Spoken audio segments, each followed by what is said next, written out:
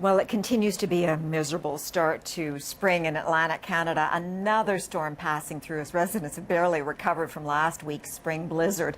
Joining us now by FaceTime from Charlottetown, Wayne Thibodeau. He's news editor at The Guardian. Wayne, had enough? Yes, Sandy, we've definitely had enough. You know, we keep saying time and time again, this must be the last one. Well, you know what? We're not going to jinx this anymore. I'm not sure this is going to be the last one. And based on the forecasts, I don't think it is. All right, what's it like right now? Well, right now, it's sort of, even though Prince Edward Island isn't a large province, there's two very distinct forecasts. Here in Charlottetown, we had freezing rain last night. It has transitioned to rain. It's expected to transition back to snow, and a lot of snow possibly tonight. But the real dangerous situation that's unfolding now is in western Prince Edward Island, where reports have suggested that freezing rain has started at supper time last night. These are all automatic stations there. We don't actually have live bodies on the ground.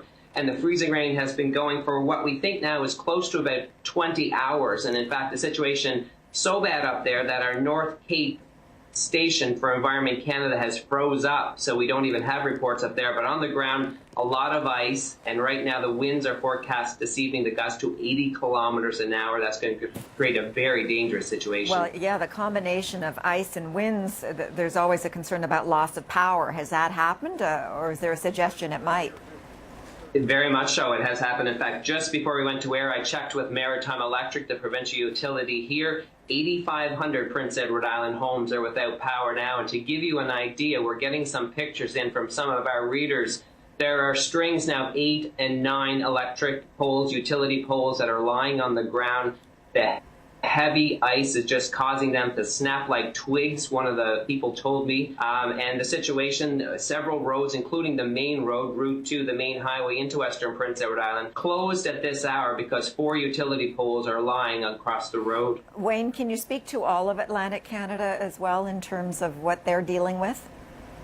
Yeah, the situation, again, is bad right across the region. I know flights have been canceled. I checked the board here at Charlottetown Airport. Flights all afternoon. We did get a couple of flights in this morning from Toronto and Montreal, but I know all afternoon, all the flights, Toronto, Halifax, Montreal, are canceled. The situation in northern New Brunswick, as I understand it, it's all snow up there, blizzard-like conditions in that area. It's a mix of snow and rain throughout Nova Scotia. So we do have a real mess on our hands here on this, as you said, March 31st, tomorrow, April 1st. So we were hoping to have a little bit of better weather than what we're getting now. Anybody planning travel to Atlantic Canada, better check your flight schedule, because this is going to be a tough place to get in and get out of. And as we said, that forecast all transitioning over to snow tonight. Western Prince Edward Island in particular, and I just checked that updated forecast, 30 centimeters of snow possible there by the end of the day tomorrow, whipped around with 80-kilometer-an-hour winds. Doesn't sound a lot like spring, Sandy, does it? No, and let's hope it's an April Fool's Day joke